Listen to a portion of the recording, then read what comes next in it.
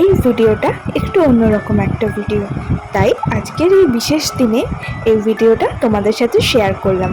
আর ভিডিওর শুরুতেই তোমরা যাদের দেখলে তারা হচ্ছে আমার জীবনে অনেক স্পেশাল মানুষ, তাই তাদের দিয়ে ভিডিওটা শুরু করলাম।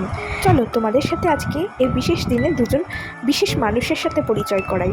আমার ঠাকুরদা এবং আমার দিদা, তারা হয়তো আজ আর নেই আমাদের মধ্যে, কিন্তু আমি চাই তারা যেখানেই থাকুক সেখান থেকে আমাকে যেন মন ভরে আশীর্বাদ করুক। দিনটায় আমি তাদেরকে খুব মিস করলাম।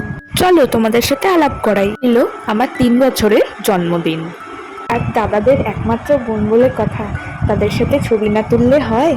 এটা হচ্ছে আমার দিদি। আমার দিদিকে তো তোমরা সবাই চেনো। আচ্ছা, তোমরাও কি আমার সাথে একমত? অবশ্যই কিন্তু কমেন্টে জানিও কার কার ছোটবেলার দিনগুলো আমার মতোই খুব রঙিন লাগে। আমার তো বেশ রঙিন লাগে, আর খুব মনেও পড়ে সেই ছোটবেলার দিনগুলো।